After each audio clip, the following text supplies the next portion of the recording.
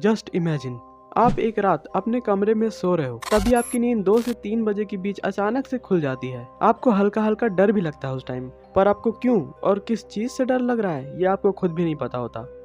आँख खुलते ही सबसे पहले आपकी नज़र आपकी ऊपर वाले सीलिंग फैन पर पड़ती है। वो फैन स्पीड से गोल गोल घूम रहा होता है। आप उस फैन को देखकर थोड़ा सा रिलैक्स होते हो और राहत की सांस लेते हो। फिर अचानक आपको गूज बम्स आने लगते हैं। आपको अचानक से फिर से डर लगने लग जाता है, पर आपको क्यों डर लग रहा है आपको ये पता ही नहीं होता। फिर आपकी नजर आपके साइड में पड़ती है। आप देखते हैं कि आपके साइड में एक ब्लैक कलर का शैडो सा फिगर खड़ा हुआ है और वो आपको ही टक लगाए देखे जा रहा है। आप उस परछाई को देखकर बहुत ही ज्यादा डर जाते हो। आप चिल्लाना चाहते हो पर आप चिल्ला भी नहीं पाते। आपको कुछ समझ में नहीं आता कि आखिर ये मेरे साथ हो क्या रहा है। फिर जो वो शैडो सा फिगर आपके बगल में खड़ा हुआ था, उसके हाथ आपकी गर्दन की तरफ धीरे धीरे बढ़े आ रहे हैं। उस टाइम आपका क्या हाल होगा। आज से कुछ समय पहले मैंने अपने चैनल के कम्युनिटी टैब में एक पोस्ट डाला हुआ था। उसमें मैंने आप लोगों से पूछा था कि क्या आप लोग स्लीप पैरालिसिस पर वीडियो देखना चाहोगे, और उस वीडियो के एंड में मैं खुद का अपना भी स्लीप पैरालिसिस का एक्सपीरियंस भी आप लोगों के साथ शेयर करूंगा। उस पोस्ट में आप में से बहुत सारे लोगों ने हाँ में वोट किया था। तो गाइस, आज की इस वीडियो में आप और हम स्लीप पैरालिसिस के बारे में ही जानेंगे, और आपको इस वीडियो को पूरा एंड तक देखना होगा, क्योंकि इस वीडियो के एंड में मैं अपना खुद का स्लीप पैरालिसिस का एक्सपीरियंस भी आप लोगों के साथ शेयर करूंगा। और सच में मेरा स्लीप पैरालिसिस का जो एक्सपीरियंस था ना, वो बहुत ही क्रीपी था। आप लोगों को सुन के सच में मजा आ जाएगा। तो आशा है कि आप लोग इस वीडियो को पूरा लास्ट तक जरूर देखोगे। सो बने रहिए इस वीडियो के लास्ट तक, और मैं शुरू करता हूँ आज का अमेज कर देने वाला वीडियो। Let's begin.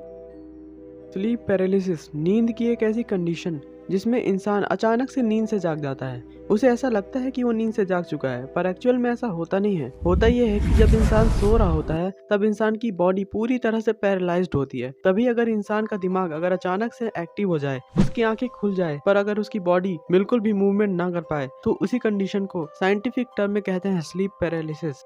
इस कंडीशन में इंसान सिर्फ अपनी आंखों की पुतलियों को ही मूव कर सकता है, अपनी पूरी बॉडी को नहीं। और जब ये कंडीशन बहुत एक्सट्रीम में होता है तब इंसान को अपने कमरे में एक ब्लैक कलर का शैडो सा फिगर दिखता है, और कभी कभी तो वो शैडो सा फिगर आपके सीने में भी आके बैठ जाता है, जिससे कि आपको बेचैनी होने लग जाती है और आपकी नींद उसी वक्त टूट जाती है। और बहुत सारे लोगों के अनुभवों के अनुसार तो उन लोगों ने स्लीप पैरालिसिस के दौरान एक विच यानी कि चुड़ैल को भी देखा है, जो कि उनके सीने में बैठी हुई होती है और उनका गला दबाने की कोशिश कर रही होती है। तभी उनका स्लीप पैरालिसिस और नींद दोनों ही टूट जाता है। आपको ये जानकर बहुत हैरानी होगी कि सिर्फ हमारे भारत देश से ही लगभग 10 मिलियन यानी कि 1 करोड़ से ज्यादा केसेस आते हैं स्लीप पैरालिसिस के, वो भी पर ईयर। स्लीप पैरालिसिस कोई रेयर कंडीशन नहीं है, ये सिर्फ इक्के दुक्के लोगों को ही नहीं होता है। पूरी दुनिया में लगभग 80% लोगों को ये कभी ना कभी होता ही है। हर इंसान अपनी जिंदगी में कभी ना कभी स्लीप पैरालिसिस को एक ना एक बार जरूर एक्सपीरियंस करता है। अगर आपने भी कभी स्लीप पैरालिसिस को एक्सपीरियंस किया है तो मुझे कमेंट्स में ज़रूर बताना।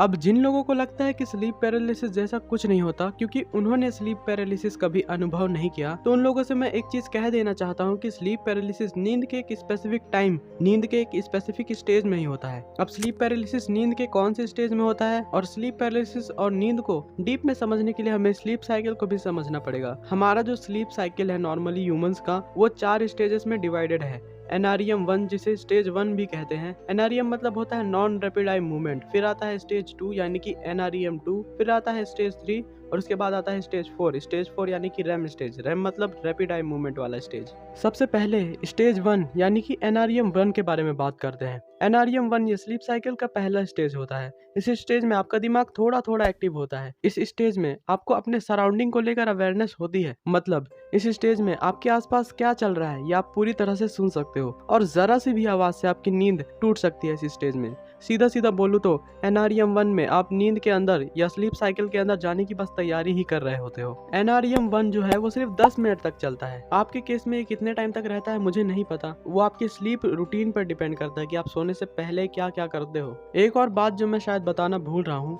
कि आप लोगों ने कभी भी नींद में ऐसा महसूस जरूर किया होगा कि आप सो रहे हो और अचानक से आप ऊंचाई से गिरते हो सपने में, और आपको रियल लाइफ में एक झटका सा महसूस होता है। वो भी इसी स्टेज में होता है। स्टेज 1 के बाद आता है stage 2। According to American Sleep Foundation, इंसान जो है वो अपने टोटल सोने का जो टाइम है उसमें से लगभग 50% ऑफ द टाइम वो स्टेज 2 में ही स्पेंड कर देता है। इसका मतलब जो इंसान होता है जब वो सोने जाता है तब वो जो 10 मिनट होता है सोने से पहले का वो स्टेज 1 में ही बिता देता है सोच विचार में, और उसके बाद स्टेज 2 में जब वो एंटर करता है तो अमेरिकन स्लीप फाउंडेशन के अकॉर्डिंग इंसान अपनी 50% ऑफ द नींद यानी कि अपनी आधी नींद स्टेज 2 में ही बिता देता है। स्टेज 2 में इंसान की अवेयरनेस थोड़ी कम होने लगती है और इसी स्टेज में आपके आसपास सराउंडिंग्स में क्या चल रहे हैं ये आपको रत्ती भर का भी पता नहीं चलता। अगर आप स्टेज 2 में हो नींद के तो आपके आसपास की छोटी मोटी आवाजों से आपकी नींद में कोई भी फर्क नहीं आएगा, आपकी नींद नहीं टूटेगी। स्टेज 2 में आपकी बॉडी का टेम्परेचर थोड़ा वार्म और नॉर्मल होने लगता है, आपकी आई मूवमेंट इसी स्टेज में रुक जाती है और आपकी ब्रीथिंग, हार्ट रेट एक साथ चलने लगते हैं इसी स्टेज 2 में। यही सब प्रोसेस के दौरान आपकी बॉडी स्टेज 3 यानी कि NREM 3 में जाने के लिए और REM यानी कि रैपिड आई मूवमेंट वाली स्टेज में जाने के लिए प्रिपेयर होती है। स्टेज 3 और लास्ट स्टेज यानी कि REM स्टेज, ये दोनों स्टेज ही स्लीप साइकिल के सबसे डीपेस्ट स्लीप वाले स्टेज हैं। इन्हीं स्टेजेस में आपका माइंड, बॉडी रिपेयर होता है आपके अगले आने वाले दिन के लिए। फिर स्टेज 2 के बाद आता है स्टेज 3 यानी कि NREM 3। स्टेज 3 में इंसान का दिमाग अपने सबसे रिलैक्स मोड में होता है जिसे साइंटिफिक टर्म में डेल्टा स्लीप भी कहते हैं। ये स्लीप साइकिल का सबसे डीपेस्ट स्लीप पीरियड होता है जिसमें बाहर का कोई भी साउंड आपके स्लीप को रत्ती भर का भी इफेक्ट नहीं कर सकता। एक और बात की स्टेज 3 में ही आपकी बॉडी के मसल्स रिपेयर होते हैं, इसलिए कहते हैं कि अगर आप वर्कआउट कर रहे हो तो आपको उसके साथ साथ प्रॉपर नींद लेना भी जरूरी होता है। इसके बाद फिर आता है स्लीप का सबसे डीपेस्ट वाला स्टेज, REM स्टेज, जिसे कि रैपिड आई मूवमेंट कहते हैं। इस स्टेज में इंसान बहुत ही गहरी नींद में होता है। इसी स्टेज में आपको सपने आते हैं, इसी स्टेज में आप सपनों की दुनिया में होते हो। और एक सबसे बड़ी बात कि इसी स्टेज में इंसान को स्लीप पैरालिसिस का अनुभव भी होता है। एक सेकेंड, एक बात तो मैं आपको बताना ही भूल गया, वो ये कि साइंस के पास भी स्लीप पैरालिसिस क्या है और क्यों होता है इसका जवाब नहीं है, बस थ्योरीज हैं। साइंस के पास स्लीप पैरालिसिस का कोई मेडिसिन भी अवेलेबल नहीं है। साइंस बस आपको कुछ कारण बता सकता है कि आपको स्लीप पैरालिसिस क्यों हो रहा है और इसे ठीक करने का कोई तरीके भी बता सकता है, जैसे कि सोने से पहले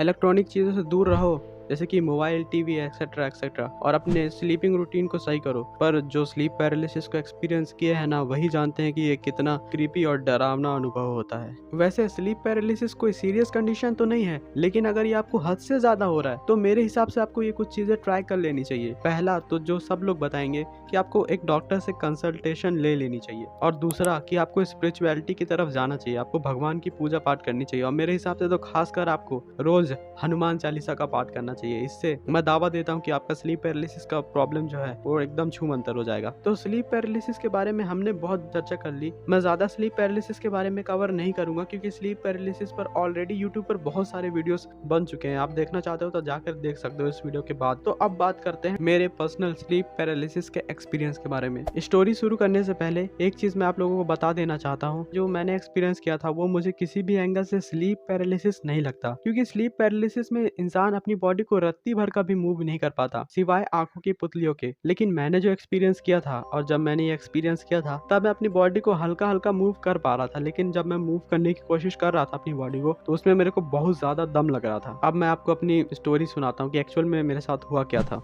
रात के समथिंग 2 या 3 बज रहे होंगे। मेरे घर में सब लोग सोए हुए थे।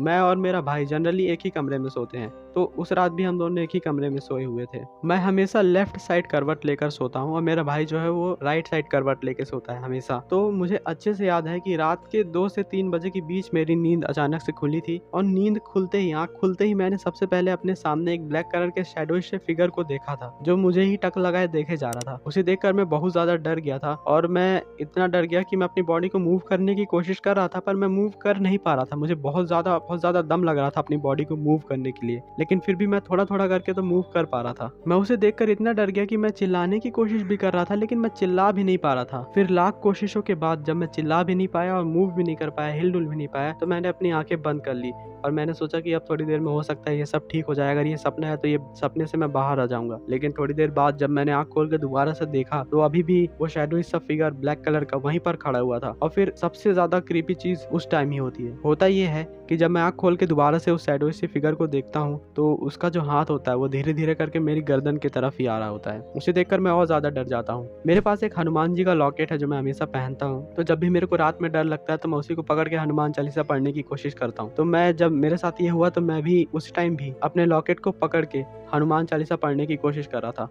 पर अजीब बात तो ये है कि मैं उस टाइम हनुमान चालीसा बोल ही नहीं पा रहा था। मन में ही मेरे को लाइंस याद नहीं आ रही थी। फिर मेरे को जैसे तैसे जो लाइंस याद आ रही थी मैं वो लाइंस बोल रहा था। उसके बाद कुछ देर बाद ही, हनुमान चालीसा बोलने के कुछ देर बाद ही, वो जो ब्लैक कलर का शैडो सा फिगर था वो एकदम से, मुझे ऐसा लगा कि वो मेरे अंदर आके डिसॉल्व हो गया और एकदम से मैं उठा। उस टाइम मैं एकदम नॉर्मल हो गया, एकदम से उठा झटके से, और मुझे मेरे सीने में पूरी झुनझुनी टाइप की महसूस होने लग गई। मुझे नहीं पता झुनझुनी का मतलब क्या होता है, आप लोगों को पता हो तो कमेंट्स में जरूर बताना। तो एकदम से झुनझुनी टाइप महसूस होने लग गया। उसके बाद फिर मैं सीधा, मेरे ख्याल से मैं 3 साढ़े 3 बजे के बाद ही सोया हूँगा, क्योंकि 2 से 3 शायद डेविल्स आवर होता है, मैंने ये कहीं सुना था और ये उसी टाइम हुआ था मेरे साथ। तो ये बहुत ज्यादा एक क्रीपी एक्सपीरियंस था मेरे लिए। आप लोगों को पता नहीं आपको कैसा लगा सुन के। अगर आप लोगों को सुन के मेरी स्टोरी जरा सा भी डर लगा हो या लगा हो रियल है तो कमेंट्स में जरूर बताना, और वीडियो को लाइक जरूर करना, चैनल को जरूर से सब्सक्राइब कर लेना, क्योंकि मैं एनालिटिक्स में देखा है कि बहुत सारे लोग अभी भी चैनल को सब्सक्राइब किए हुए नहीं है। तो यार प्लीज यार चैनल को जल्दी से सब्सक्राइब कर लेना, और हो सके तो इंस्टाग्राम पे जरूर से फॉलो कर लेना। और मैं मिलता हूँ आपसे अपने नेक्स्ट वीडियो में। तब तक के लिए यहाँ जो वीडियो शो कर रहे हैं आप उन्हें क्लिक करके देख सकते हो।